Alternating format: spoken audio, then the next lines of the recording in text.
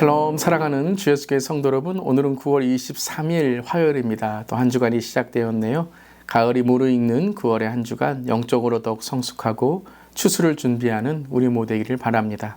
오늘 찬송가는 새 찬송가 522장입니다. 웬일인가 내 형제여, 함께 찬양하시겠습니다.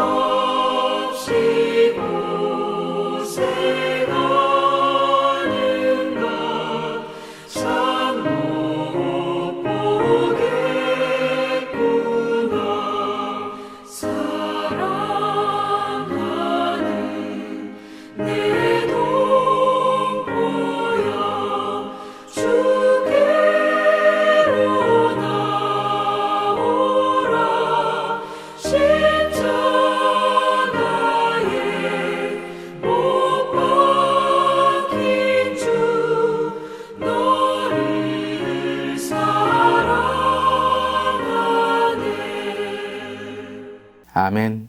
오늘도 주님을 바라보며 주님의 복음을 전하는 우리 모두 되기를 바랍니다. 오늘 말씀은 로마서 9장 1절부터 13절까지의 말씀, 하나님의 말씀 함께 나눕니다. 내가 그리스도 안에서 참말을 하고 거짓말을 아니하노라.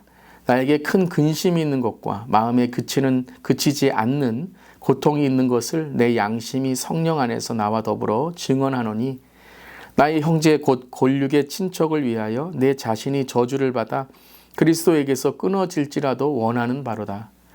그들은 이스라엘 사람이라. 그들에게는 양자됨과 영광과 언약들과 율법을 세우신 것과 예배와 약속들이 있고, 조상들도 그들의 것이요 육신으로 하면 그리스도가 그들에게 나셨으니 그는 만물 위에 계셔서 세세의 찬양을 받으실 하나님이시니라. 아멘. 그러나 하나님의 말씀이 폐하여진 것 같지 않도다. 이스라엘에게서 난 그들이 다 이스라엘이 아니요 또한 아브라함의 씨가 다 그의 자녀가 아니라 오직 이삭으로부터 난 자라야 내 씨라 불리리라 하셨으니, 곧 육신의 자녀가 하나님의 자녀가 아니요 오직 약속의 자녀가 씨로 여기심을 받느니라. 약속의 말씀은 이것이니, 명년 이때에 내가 이르리니 사라에게 아들이 있으리라 하심이라.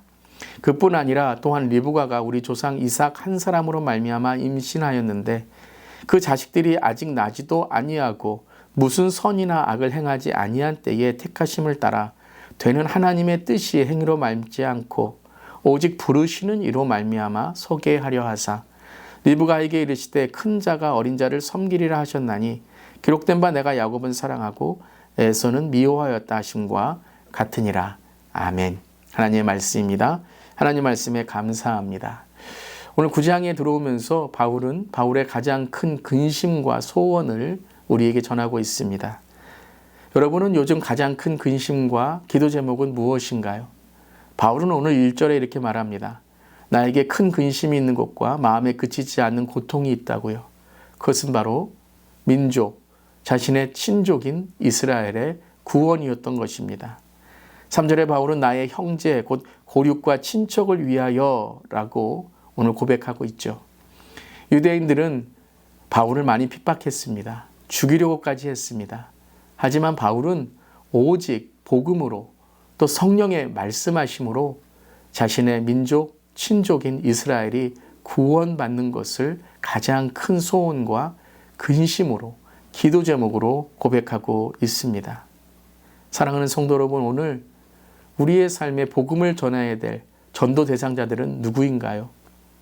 바로 우리의 기도 제목이 영혼을 구하는, 또한 복음을 전하는 우리 주위의 전도 대상자들을 위해서 더욱 근심하고 또한 기도할 수 있기를 바랍니다. 우리 교회 안에서도 우리 주위에서도 우리 성도님들의 가장 큰 기도 제목 중에 하나가 가족 구원이죠. 하지만 가장 어려운 것이 가족 구원이고 또 친구이고 동료이고 가까운 사람일 때가 있습니다.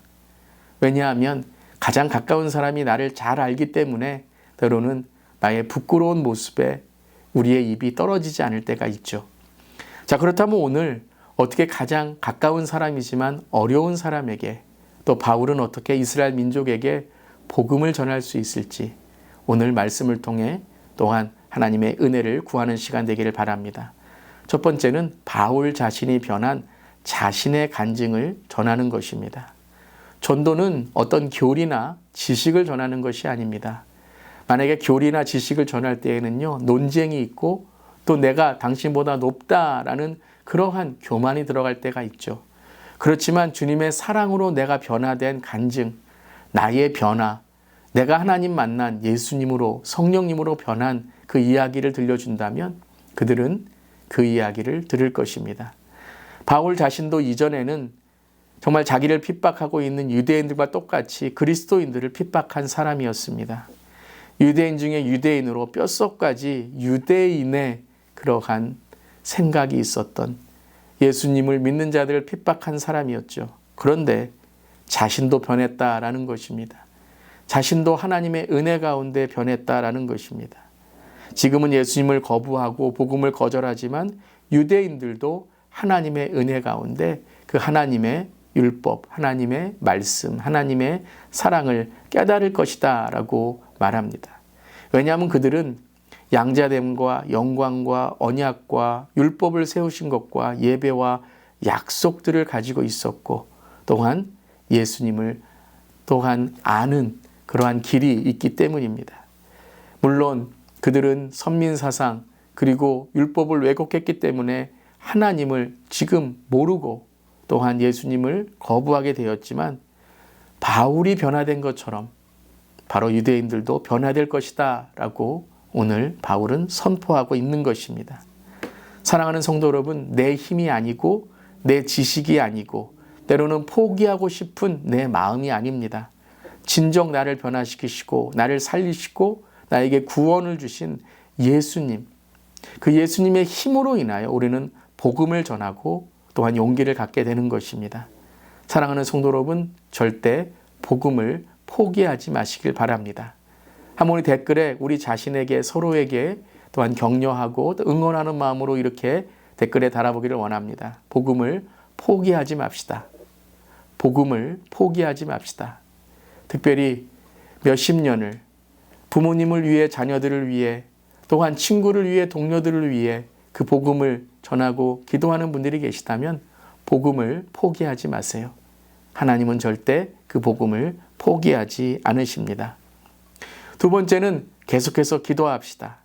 계속해서 하나님의 말씀을 전하는 용기를 갖고 기도하고 계속해서 전도하는 것입니다.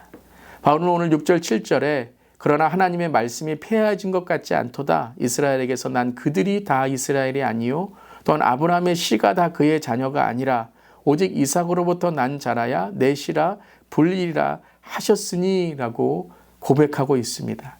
자, 오늘 말씀은요, 어떤 말씀이냐 하면 진리를 전해야 된다라는 거예요. 유대인들에게 그들은 태어날 때부터 구원을 받았다라고 생각하기 때문에 정말 그들에게 말씀의 진리가 선포되고 그들의 그 지식이, 그들의 어떠한 그 교만함이 깨어질 때에 그들은 변화되게 되는데, 그것은 바로 오직 진리라는 것입니다. 단지 교리를 전하고 지식을 전하는 것이 아니라 나를 변화시킨 하나님을 전하는, 내가 변화된 하나님의 진리를 전할 때에 곧 하나님께 주신 놀라운 하나님의 능력이 있게 되는 것이죠. 11절에도 하나님의 뜻이 행위로 말미암지 않고 오직 부르시는 이로 말미암아 서게 하려 하사라고 선포하고 있습니다. 즉 유대인들도 부르심이 있고 하나님의 섭리 안에 있다는 것을 깨닫게 해 주어야 된다라는 것입니다.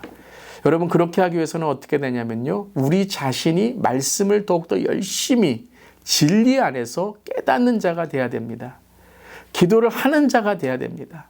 그래서 하나님이 내 안에서 그 복음을 선포하도록 진리 또한 기도의 능력으로 내 안에서 역사하게 하셔야 됩니다. 그래서 사랑하는 성도 여러분, 복음을 포기하지 않는 것만이 아니라 말씀에 열심을 내실 수 있기를 바랍니다. 낙심이 있을 때에 더 말씀 안에 기도 안에 나에게 진리를 통해서 주님 자유하게 하시고 변화시켜 주시옵소서라고 기도할 수 있기를 바랍니다. 그래서 사랑하는 성도 여러분, 오늘 하나님께 주시는 그 진리를 통해서 우리가 우리의 삶이 그 진리 가운데 있는 삶이 전해질 수 있기를 바랍니다. 저도 항상 설교하면서 또 매일 큐티를 인도하면서 기도하는 것이 있습니다. 하나님, 저의 말이 아니라 저의 생각과 지식이 아니라 진리가 선포되게 하시고 성령의 말씀으로 하나님의 뜻이 전해지게 하여 주시옵소서. 그때마다 하나님께서 놀라운 하나님의 깨달음으로, 때로는 선포의 말씀으로 하나님께서 이루시는 것을 저는 경험하게 됩니다. 그러니까 전도자가 먼저, 목회자가 먼저, 예배자가 먼저, 믿는 자가 먼저 그 말씀에 체험이 있어야 됩니다. 말씀의 은혜가 있을 때에 그 진리의 말씀이 나에게 진짜 실제적인 말씀으로 깨달아지고 내 마음에 막 에레미야처럼 내가 불불 듯이 내 마음이 말씀을 전할 수밖에 없습니다. 전도할 수밖에 없습니다. 라고 할 때에 정말 하나님께서 역사하신 하나님의 능력을 내가 먼저 경험하게 되는 것이죠. 에서가 아니라 야곱이 되어 주님께 돌아오게 하여 주시옵소서. 이스마엘이 아니라 이삭이 되어 주님의 씨가 되게 하여 주시옵소서. 사라지는 율법의 조문이 아니라 영원한 생명의 언약이 전해지게 하여 주시옵소서. 그저 의무와 강요, 어쩔 수 없이 전해야 되는 그런 전도의 부담이 아니라 내 안에 하나님의 놀라운 사랑과 은혜가 있기 때문에 어떻게 저들이 지옥 가는 것, 저들이 어떻게 영원한 형벌에 빠지는 걸 내가 볼 수 있을까? 그 마음, 그리고 하나님, 저도 진짜 구원으로 살아가는 그 삶이 되도록 전도가 구원입니다. 사랑이 구원입니다. 어찌 복음을 아는 사람이 전도를 안 할 수 있습니까? 라는 그 회개와 정말 주 앞에 낮아진 마음으로 나아갈 때에 주님이 우리를 전도의 도구로 사용하실 줄 믿습니다. 사랑하는 성도 여러분, 가족 구원, 친구 구원, 이웃 구원, 교우 구원을 위해 기도하고 전도하는 우리 성도님들, 하나님께서 더욱더 담대한 마음 주시고 또 진리 안에 지혜를 주시고 또 하나님 말씀이 선포될 때 영원히 구원되는 하나님의 놀라운 십자가의 능력이 함께 하시길 바랍니다. 복음을 포기하지 마세요. 복음에는 능력이 있습니다. 아멘. 오늘 두 가지의 기도 제목 함께 나눕니다. 가족 구원, 친구 구원, 동료와 이웃 복음을 위해 기도하시는 모든 우리 가정들과 성도님들에게 용기를 주사 더욱 힘을 내어 복음을 전하고 구원을 전하게 하여 주시옵소서. 말로만 전하는 복음을 넘어서 내 삶의 변화와 사랑의 열매로 그리고 예수의 심장으로 전하는 선교적 삶, 선교적 가정, 선교적 일터의 일상 선교사가 되게 하여 주시옵소서. 그렇게 나아가는 우리 모두 되기를 바랍니다. 아멘. 기도하시겠습니다. 하나님, 가족의 구원을 위해, 친구의 구원을 위해, 동료의 구원을 위해 또 이웃과 교우들의 신앙을 위해 기도하신 우리 성도님들에게 힘을 주시고 낙심하지 않게 하시고 더욱 기도할 때에 먼저 하나님을 만나는 체험이 있게 하시고 그 마음속에 복음을 전하고 싶은 열정이 있게 하시고 주님 늘 복음을 전할 때마다 살아계신 하나님을 증거하는 증인된 삶이 되게 하여 주시옵소서. 특별히 우리 주위에 많은 분들이 영혼 구원 또한 복음을 위해 열심을 내십니다. 하나님 복음의 열매를 맺을 수 있도록 축복해 주시고 또 우리 교회도 더욱더 영혼 구원을 위한 복음을 전하는 교회로 주여 인도하여 주시고 열정을 더하여 주시옵소서. 주님 감사드리며 예수님의 이름으로 기도드리옵나이다. 아멘. 오늘도 더욱 전도하며 복음을 전하는 우리 모두 되기를 바랍니다. 아멘.